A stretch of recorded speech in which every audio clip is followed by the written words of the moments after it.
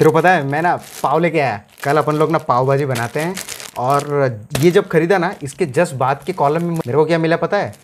Butter. ये भी खरीद लिया मैंने। अब इसके बाद वाले लेन में मेरे को क्या मिला पता है? तवा। वो भी खरीद लिया मैंने। और उसके बाद वाले लेन पे मुझे क्या मिला पता है? कढ़ाई। वो भी ले लिया मैंने। पर ये सब चीज तो हमारे पास था पहले से। पर मैं क्या करूं यार, ये लोग रखते ही ऐसा है। ये मेरी कोई गलती नहीं है, ये लोग सामने ही रखते हैं। मैं देखता हूं तो बस मन किया तो ले आया यार। बटर मक्खन मार के खाऊंगा मैं कल। Okay guys, welcome back to the channel. My name is Abbas Das and today we will be talking about association rule. So let's get started. Like a Hellcat.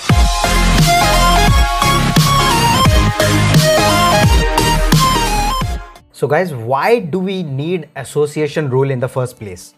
Why do we need that? Because it analyzes and predicts the customer's behavior. Most importantly, the buying behavior. So the example which I started with, like if I found the bread, in the next column I am finding a butter and I am buying that. Okay, so the chances of buying that product is getting increased. So in this specific rule, that is association rule, what we do is we quantized the association between the products so that it helps the company or to me, for example, if I am an owner of the shop, to better understand the buying behavior of the customer into a mathematical form, and my business decisions are being driven with that. So there are two important things in this particular association rule which we have to understand is support and confidence. So what is support and what is confidence? I'm writing it here. Support is probability of buying any particular item, like how many times that particular item has been bought. That is known as support. We can also say it as probability of A. And just for the sake of understanding, I am writing here probability of A.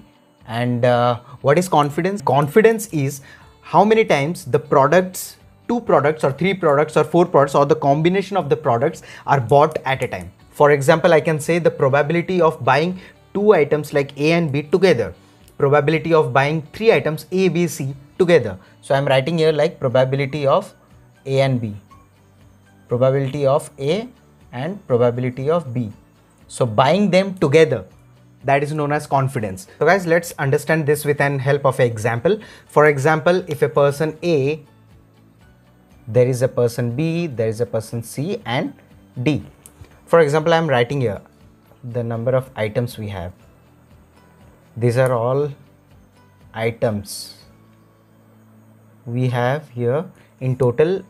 For example, let's take 4 items. We have I1, I2, I3 and I4, and the minimum support is 2. So what is minimum support? I'll tell you the meaning of minimum support. But first, let's take A goes and buys I1 and I2, only 2 items. Then B goes and he buys I2. For example, let's take I2, I3 and I4. C goes and he buys I1, I2 and I3. And D goes, he buys I1 and I2. Just that's it. Okay, so we have like 4 sets of people. Let's see 2 frequency items. How many times 2 frequency items are bought?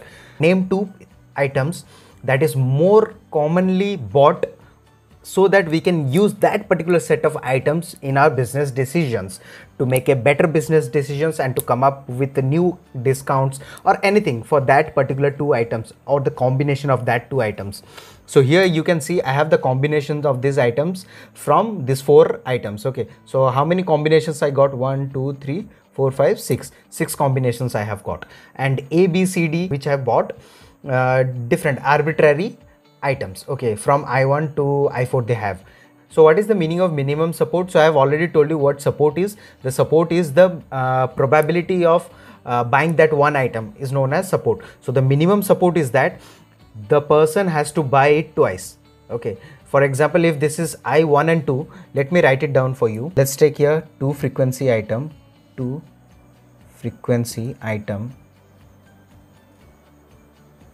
and here I'll write support count. Support count.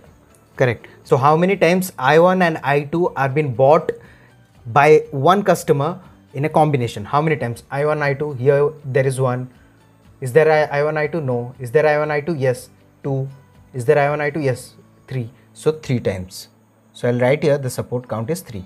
And I1, I3? I1, I3, no. I1, I3. I1, I3, this is 1. I1 and I3 and no. So I have only 1. Okay. So we will discard this because the minimum support we have here is less than 2, because the minimum support I have already told you it has to be 2, or we have to take those items that is occurring more than twice. Okay, so we'll discard this. I1 and I4, how many times it's coming? I1, I4, I1, I4, 0. Okay, so we'll discard this particular combination. Then I2, I3, I2, I3 1, I2, I3 2 times. Okay, fine, fair enough. Then I2, I4 once, only once, so we will discard it.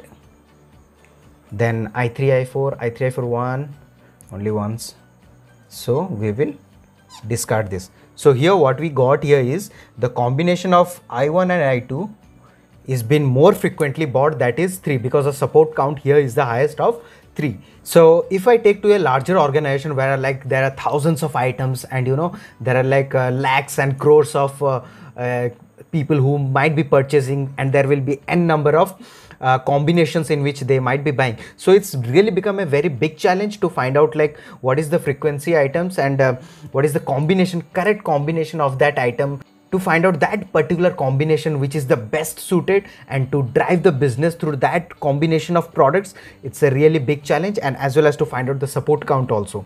So for that reason, the algorithm used is a priori algorithm in the backend, and a priori algorithm works just like this, which I have told you right now. And they have like 2 steps also. The 2 steps there are prune and join. So that's it. That's it guys for today. So in the next episode, I'll be coming up with another new topic, another interesting topic. Till then, happy learning. Bye-bye.